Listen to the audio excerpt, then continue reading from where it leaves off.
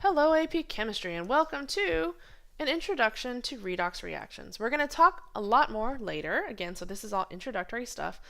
We're going to talk a lot later about redox reactions, but for right now we're just going to introduce the concept of what is a redox reaction and how can we evaluate if something is a redox reaction. So, for starters, let's go ahead and talk about redox means, right, reduction and oxidation, okay? Now, we have to know how to assign oxidation numbers in order to deduce if something is a redox process, okay? And there are simply a set of rules that help us to determine that. Oxidation numbers, while not a real physical concept, right, like as in there's no physical meaning inside of an atom of what an oxidation number is, right, but from an outside point of view, it kind of gives us a vague sense of how the electrons might be shared, right, between all the species, okay? So for our always rules, right, elemental things are always going to be zero, and this includes diatomics, which should make sense because if we have something that is elemental, right, like for example H2, right, the sharing of electrons here should be equal, right, meaning there's no unequal sharing, so the oxidation number is zero, okay? Likewise, if we have something that is elemental like this, right, again, the magnesium relative to its neighbors, right, there is no unequal sharing, right, everybody's sharing equally. Fluorine always has an oxidation number of -1 because fluorine is the most electronegative element. I don't think we got to that last year, but it's a set of properties that have been calculated for all of our elements. Fluorine unequally shares its electrons and always hogs them close to itself, so it always gets an oxidation state of -1. For monatomic ions, so mon, meaning one atom ions, right? For example, Mg plus 2, or H plus, right? Your charge is your oxidation state. So this oxidation state is +2. This one is +1. States sum to 0, or the charge if we're talking about an ion, and that'll make more sense when we get to the next page. Most of the time rules, okay? So these rules you apply first, if there is something to apply them to. Next, oxygen is generally -2, except in peroxides, and I should say elemental oxygen. Hydrogen is +1 except in metal hydrides and elemental hydrogen. And nonmetals are usually negative based on their location. So the rest of it we kind of figure out based on where it sits on the periodic table. Okay? So let's do some practice. It says, what is the oxidation state of the bold-faced element? We're just going to do both of them because we have to do that to figure out the bold-faced one. So let's start with our P2O5. Okay, so in order to do this, what I like to do is, one, I like to make sure I always do it the same way so I don't confuse myself. So if I'm up here, right, what I'm going to do is I'm going to write the oxidation state on the top. Between phosphorus and oxygen, do we have a rule that applies to either of those elements? Right, this one is generally -2. I have 5 of them, which means total, I have a -10 here, okay?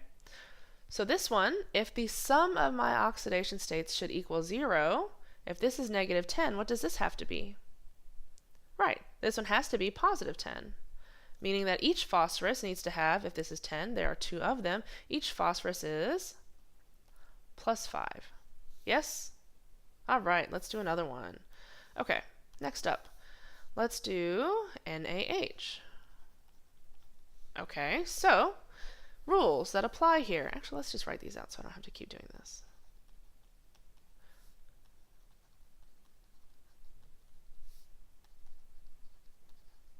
Okay, so NaH. So we would think to ourselves, what kind of compound is this? This is weird looking, right? It's a metal and a non-metal. It's ionic, okay? This is an example of a metal hydride. We would call this sodium hydride, right? Wherein if we think about going back to our binary compounds always end with "ide", right? We take the root of the second element and add "ide". Hydrogen becomes hydride. We don't see these commonly, but they are real compounds. So we would think, oh, hydrogen is always +1 except when it's stuck to a metal, right? Metals are always going to be our positives, right? Metals are almost always going to have positive oxidation states, okay? And that goes back to the behavior of a metal, where metals tend to lose electrons, right? Metals readily give away electrons. So in terms of the sharing of them, they will commonly take on a positive oxidation state, right? Because they're so willing to give away their electrons, right? So if this has got to be the positive, this has got to be the negative, then this goes back to that thing about, oh, -1 here, -1, +1. Yes? Okay. Cr2O7, -2. This is also known as the dichromate ion. Very good. So, do we have a rule for any of these species? Right, we have a rule for oxygen that says oxygen is generally -2. We have how many of them? Right? Which means the total negative charge from oxygen is -14. Now, thoughtful part. Here, our oxidation states have to sum to -2, which means that my -14 plus whatever this is needs to give me -2, meaning what's got to be in here? +12, yes?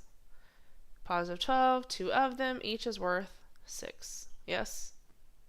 Okay, next up. SNBr4. So, we don't have rules for either of these, but we know that bromine is a halogen. Halogens tend to be negative. They tend to be -1, right? So if nothing else prevails, right, if there are no other rules, we just go with what we know from the periodic table, okay? There are 4 of them. That means 10 must be +4, right? BaO2. This one's a little bit, they should have given you a name, because technically it could be, well, actually, let's talk about this one. Okay, so let's say you see this oxygen and you're tempted to say, right, oxygen is a -2, which means that this would be -4, which means barium would have to be what? +4. Now, if you look at our periodic table, does that make sense? No, right? Barium's never going to be +4. Barium is one of our always ions. That's always, always, always +2. So we have to rethink this. If barium is always +2, because we know that from the periodic table, right? Then that means going over here, this total can only be a -2, which means that this must be a -1, and this is actually the peroxide ion as opposed to oxide. Yes? Fantastic. All right. Thank you for listening.